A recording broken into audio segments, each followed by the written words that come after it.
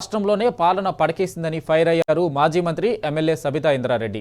కేసీఆర్ ను తిట్టడం, బీఆర్ఎస్ నాయకులపై కక్ష రాజకీయాలు చేయడమే రేవంత్ రెడ్డి పనిగా పెట్టుకున్నాడని మండిపడ్డారు. భూములు అమ్మడం, పబ్బం గడుపుకోవడమే సరిపోతుంది తప్ప రెండేళ్లుగా తెలంగాణలో ఎలాంటి అభివృద్ధి జరిగింది లేదని విమర్శించారు.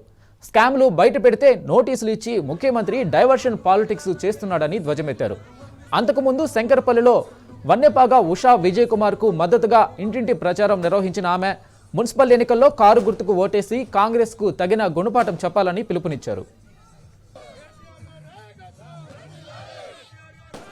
అసలు మొత్తం రాష్ట్రంలోనే పాలన పడకేసింది. పాలనను గాలికి వదిలేసి అవసరం లేని వాటి మీద దృష్టి పెట్టింది అన్నది ఇప్పటికే ప్రజలకు అర్థమైపోయింది.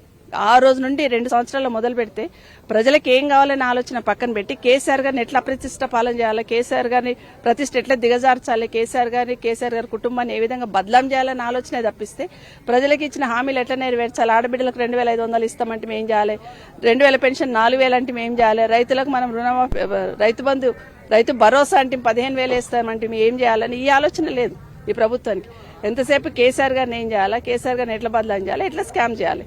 ఈరోజు బొగ్గు సంబంధించిన హెల్త్ పాలసీ కానీ చాలా భూములకు సంబంధించి ఎట్లా భూములు లాక్కుంటున్నారంటే మోయినాబాద్ వెళ్తే చెప్తారండి, ఒక్కొక్క ఊర్లో 100 ఎకరాలు లాగేసుకుంటున్నారు. వెళ్ళండి చెప్తారు. అట్లే మహేశ్వరం, ఇబ్రాహీంపట్నం ఎక్కడ చూసినా భూములు ఎందుకు తీసుకుంటుంటారు అర్థమైతలేదు. ఎందుకు తీసుకుంటున్నారు భూములు? ఆ భూముల వల్ల మా వాళ్ళకి ఏమైనా ఉపాధి వస్తుందా, ఈ ప్రాంతమైన అభివృద్ధి జరుగుతుందంటే ఏమీ లేదు. భూములు అమ్ముకోవాలి, పాలన చేయాలి, పేదవాళ్ళ దగ్గరికి వెళ్ళి భూములు లాక్కోవాలి, భూములు అమ్ముకోవాలి, పాలన చేయాలి. ఇదే పాలసీ పెట్టుకున్నది తప్పిస్తే ఆదాయాన్ని ఎట్లా పెంచాలి, పెంచిన ఆదాయాన్ని పేదవాళ్ళకి ఎట్లా పెంచాలన్న ఆలోచన ఈ ప్రభుత్వానికి లేదు. ఏ విధంగా కేసీఆర్ ప్రతిష్ట దిగజార్చాలి, ఏ విధంగా కేసీఆర్ కుటుంబం మీద కేసులు పెట్టాలి, ఏ విధంగా కేసీఆర్ గారిని తిట్టుకుంటూ తిరగాలి. ఇప్పటికి 10 సార్లు కేసీఆర్ గారు చావు కోరిండు. ఇప్పటికీ ముఖ్యమంత్రి గారు సంస్కారం అది. అంత వయసులో ఉన్నాయన తెలంగాణను సాధించడానికి తన ప్రాణాన్ని పనంగా పెట్టిన వ్యక్తిని ఈ రోజు నువ్వు చావు కోరుతున్నావు. అది తెలంగాణ ప్రజలు గమనించారా? మంచి చేసి నువ్వు మెప్పు పొందు కానీ కేసీఆర్ గారు చావుగోరి నువ్వు మెప్పు, మనసున్న మనిషి ఎవడైనా కూడా దాన్ని యాక్సెప్ట్ చేయడు. ఇది ఈ రాష్ట్రంలో పాలన జరుగుతూ ఉంది. ఏదన్నా ఒక స్కామ్ బయటికి తీసుకురాగానే ఈరోజు బొగ్గుకు సంబంధించిన స్కామ్ బయటికి తీసుకొచ్చారు. తేగానే ఏం చేశారండి, హరీష్ రావు గారి మీద సిట్ నోటీసులు, కేటీఆర్ గారికి, సంతోష్ రావు గారికి, లాస్ట్ కేసీఆర్ గారు కూడా పిలిచారు. ఏం జరుగుతుంది? సిట్ నోటీసులు ఇవ్వాల్సిన ఎందుకు వచ్చింది? టెలిఫోన్ ట్యాపింగ్ అనేది కొత్తగా కేసీఆర్ గారు మొదలు పెట్టారా? దేశంలో జరగట్లేదా? అసలు ఈ ప్రభుత్వం చేయట్లేదా చెప్పమనండి. టెలిఫోన్ ట్యాపింగ్ చేయాలంటే అధికారులు ప్రమేయం ఉండాలి కదా, మరి అధికారులను ఎందుకు ప్రశ్నించట్లేదు?